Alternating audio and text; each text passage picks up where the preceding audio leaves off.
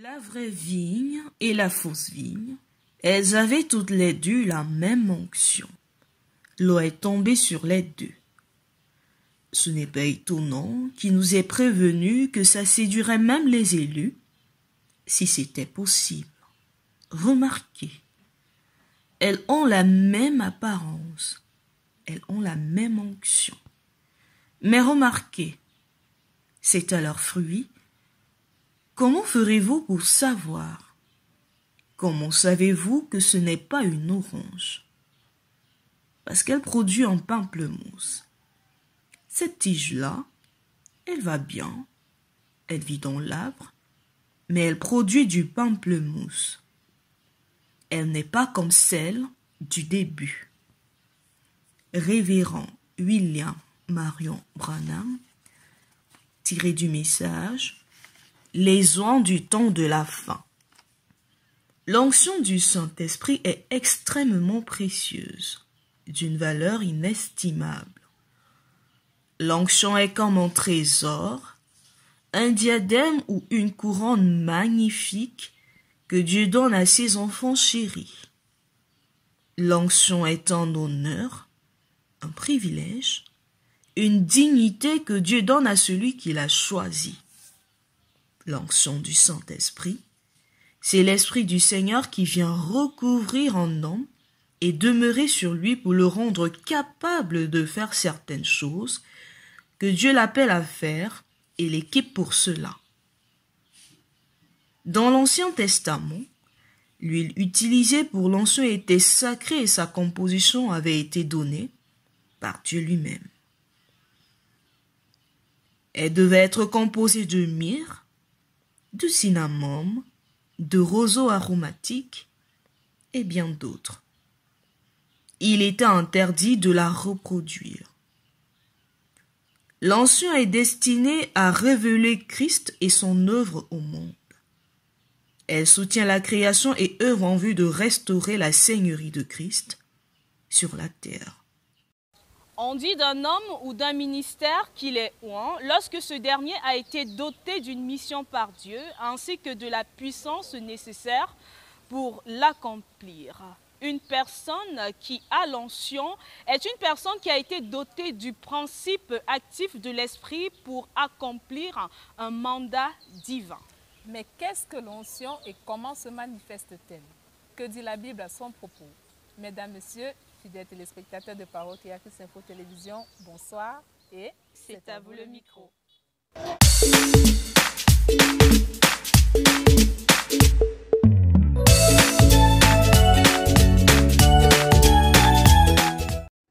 L'onction, c'est une puissance, la puissance divine, parce qu'il y a l'onction de Dieu, il y a même l'onction maléfique, mais c'est une force qui se dégage pour la délivrance de ses enfants. L'onction, c'est une succession. L'onction est une force qui se succède, une puissance de délivrance. En quelque sorte ça, par exemple comme l'onction d'Élie qui pouvait se reposer sur Élisée pour la continuité d'une œuvre, pour la continuité de l'œuvre d'Élisée. Donc l'onction du Seigneur, l'onction du prophète, c'est pour l'accomplissement, la suite de l'œuvre du Seigneur, la continuité de ses œuvres en quelque sorte. Donc elle se manifeste par sa façon, je pense que parole, c'est-à-dire comme par exemple, j'ai pris l'exemple d'Élisée avec Élie, on pouvait voir les œuvres d'Élie, on pouvait voir les actes d'Élie, on pouvait remarquer tout droit la façon d'être d'Élisée et on pouvait, ceux qui connaissaient Élie, ceux qui connaissaient la façon de s'exprimer, sa façon d'œuvrer, pouvaient remarquer la même façon sur Élisée. C'est en quelque sorte ça une onction, c'est une puissance duplicative parce qu'elle se répète, elle revient et parce qu'elle ne part pas, elle revient et on peut revoir les traits de cette puissance sur les serviteurs de Dieu. L'onction, à mon avis, c'est une énergie spirituelle qui vient sur une personne et qui l'amène à poser un acte, à accomplir une œuvre, à porter des fruits dans un travail. Il y a des onctions positives et des onctions négatives. Donc ça dépend de la provenance. Il y a des onctions qui peuvent venir de Dieu, il y a des onctions qui peuvent venir de Satan. Même dans une action charnelle, simplement charnelle, on a besoin d'une certaine énergie, d'une certaine onction pour accomplir une œuvre. Mais ici, moi, je vais faire, disons, à l'onction sur le plan spirituel et même sur le plan ministériel.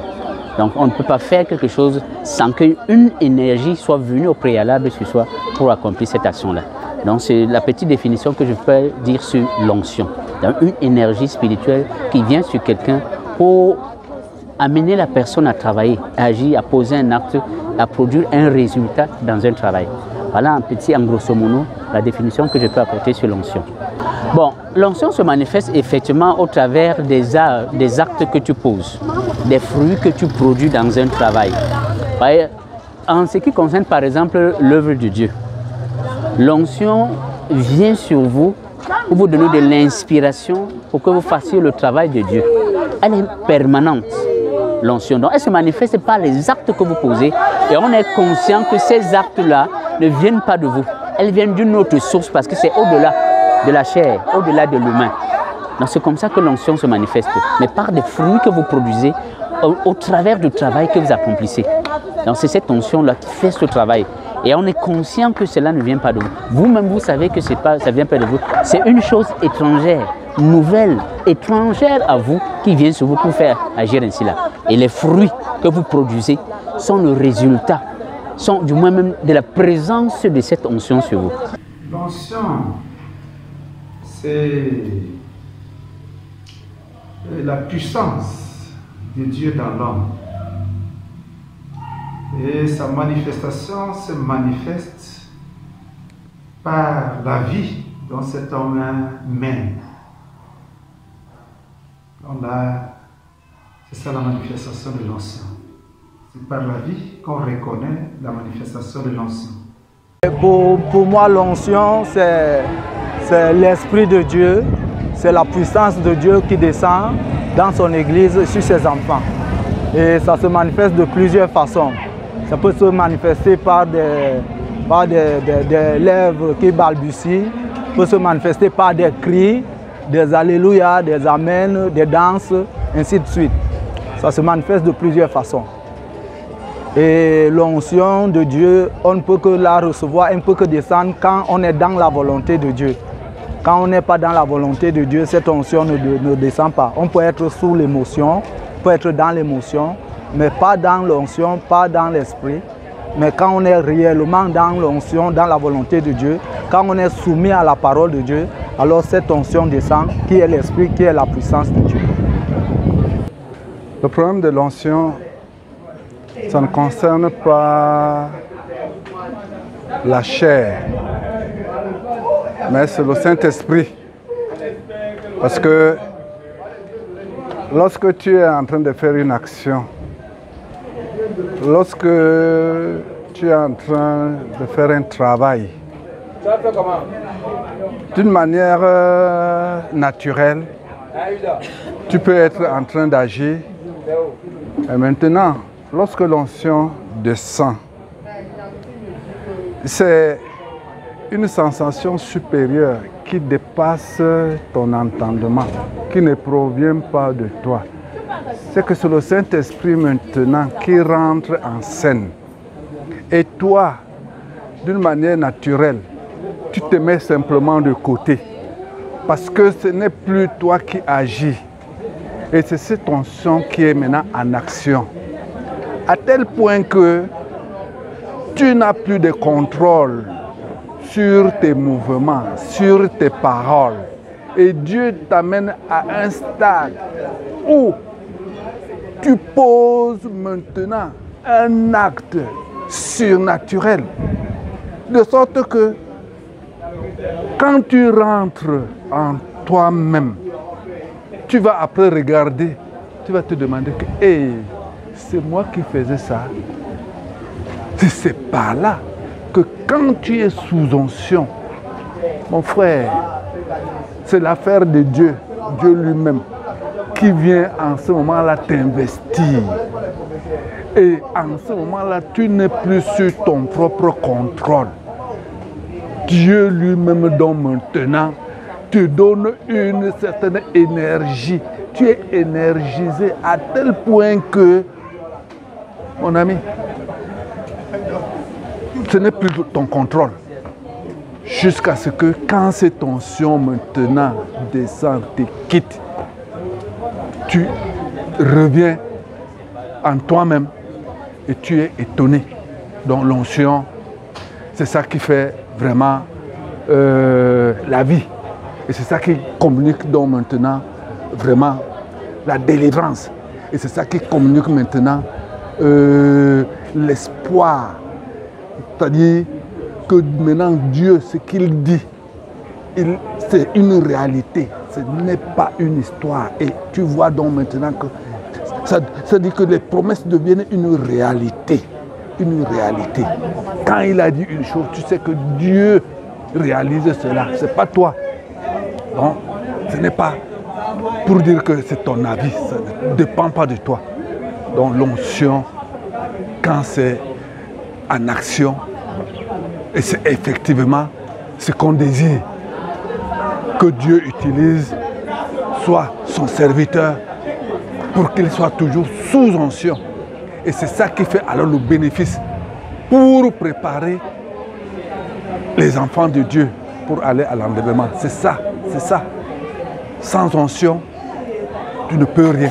Et c'est pour ça que Dieu, il nous a donné un message oint du temps de la fin, qui est un message puissamment oint. Et lorsque on saisit cela, on croit, effectivement, cette onction agit. Et c'est l'onction-là qui agit. Et c'est ça, en quelques mots. Vraiment, c'est tellement vaste. On peut définir. Donc, je crois que c'est Dieu lui-même qui vient et qui confirme et qui conduit ces choses. Sa parole. Que Dieu vous bénisse.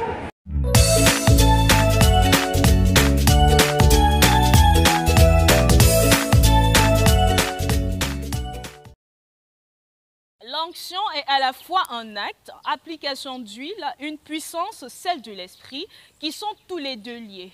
L'onction est une puissance, un principe actif de l'esprit dont Dieu nous revêt pour accomplir son œuvre. Jacques chapitre 5, verset 15. L'onction vient du oint par excellence, à savoir Jésus-Christ. L'onction du Saint-Esprit est transmissible par les ministères oints, qui ont été donnés au corps du Christ pour son édification et son perfectionnement.